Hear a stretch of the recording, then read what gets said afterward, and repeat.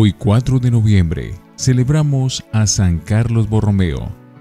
Carlos significa hombre prudente. Entre los hombres extraordinariamente activos a favor de la Iglesia y del pueblo sobresale admirablemente San Carlos Borromeo, un santo que tomó muy en serio aquella frase de Jesús: quien ahorra su vida la pierde, pero el que gasta su vida por mí la ganará.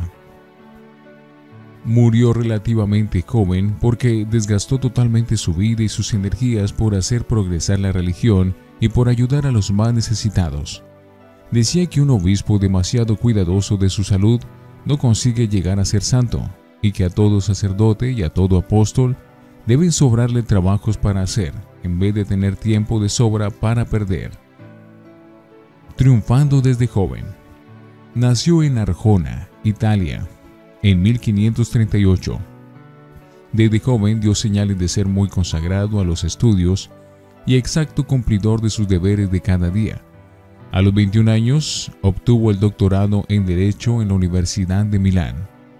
Un hermano de su madre, el cardenal Médicis, fue nombrado papa con el nombre de Pío IV, y este, admirado de sus cualidades, nombró a Carlos como secretario de Estado, altísimo cargo para un hombre tan joven. Y contra lo que todos esperaban, nuestro santo empezó a cumplir los deberes de su nuevo cargo con una exactitud que producía admiración. Parece increíble la cantidad de trabajo que Carlos lograba despachar, sin afanes ni precipitaciones, a base de ser metódico y sistemático en todo. Había logrado mortificar y dominar sus sentidos, y su actitud era humilde y paciente. Avisos del cielo. Era de familia muy rica, los Borromeos, y el día menos pensado, su hermano mayor, a quien correspondía la mayor parte de la herencia, murió repentinamente al caer de un caballo. Muchos pensaron que ahora Carlos, al quedar heredero de tantas riquezas, dejaría la vida religiosa y se dedicaría a administrar sus inmensas posesiones. Pero fue todo lo contrario. Él consideró la muerte de su hermano como un aviso enviado por el cielo, para estar preparado porque el día menos pensado llega Dios por medio de la muerte a tomarnos cuentas, y entonces renunció a sus riquezas. Se ordenó de sacerdote y luego de obispo y se dedicó por completo a la labor de salvar almas. El Concilio de Trento.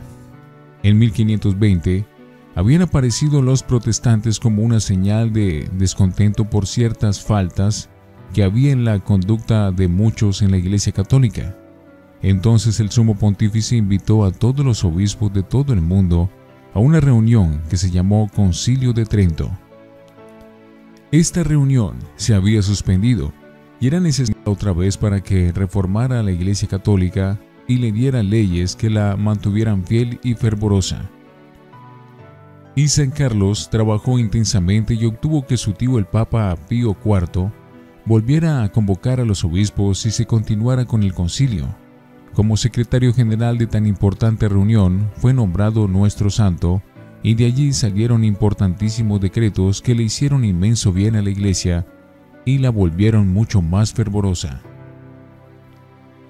Arzobispo de Milán. Muerto el Papa Pío IV, obtuvo San Carlos que lo dejaran irse al cargo para el cual lo habían nombrado hacía años, pero que no había podido ejercer por estar trabajando en Roma. El arzobispo de Milán, que es la ciudad que más habitantes tiene Italia. Aquella ciudad hacía muchos años que no tenía arzobispo, y la relegación era muy grande, pero este hombre que era incansable para trabajar, y muy pronto, todo empezó a cambiar y a transformarse y a mejorar. El padre de los pobres. Lo primero que hizo al llegar a Milán como arzobispo y cardenal fue vender todos los lujos del palacio arzobispal y regalar ese dinero a los más pobres. Dicen que para con los débiles y necesitados era supremamente comprensivo. Para con sus colaboradores era muy amigable y atento, pero exigente. Y para consigo mismo era exigentísimo y severo. Tenía un encargado de repartir limosnas con la orden de distribuir todo lo que llegara. Alguien le propuso que buscara más comodidades para que no encontrara su lecho en invierno tan extremadamente frío. Él le respondió: lo mejor para no darse cuenta en invierno de que el lecho está exageradamente frío es ir al descanso tan rendido de tanto trabajar que no nos demos cuenta ni siquiera que las sábanas están demasiado frías. Un obispo lo encontró estudiando en pleno invierno, con una sotana delgadita, y le dijo: ¿así se puede morir de frío? Y él le contestó: es la única que tengo que me sirve para verano y para invierno. Pero para los pobres sí repartía con una generosidad inmensa.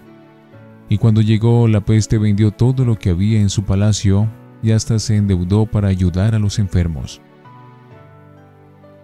Pagaba muy bien a sus empleados y les insistía en que trataran con mucho respeto a toda clase de personas, de manera que todo el que llegara al palacio del arzobispo se sintiera muy bien recibido. Muchísimos sacerdotes y numerosos obispos iban a hospedarse al palacio de nuestro santo cuando estaban de viaje, porque sabían que allí era muy bien recibido y tratados con gran respeto y amabilidad. Sus obras de apostolado. Las gentes de Milán eran muy ignorantes en religión porque casi no había quien les enseñara el catecismo. San Carlos fundó 740 escuelas de catecismo con 3.000 catequistas y 40.000 alumnos. Fundó 6 seminarios para formar sacerdotes bien preparados y redactó para esos institutos unos reglamentos tan sabios que muchos obispos los copiaron para organizar según ellos sus propios seminarios. Se dedicó a visitar todas y cada una de las muchísimas parroquias que tenía su arzobispado, aún las más lejanas y abandonadas y por caminos peligrosos. En cada parroquia daba clase de catecismo y corregía los errores y abusos que existían. Si algún sacerdote no se estaba comportando de la manera debida, lo destituía y nombraba a uno que tuviera muy buena conducta.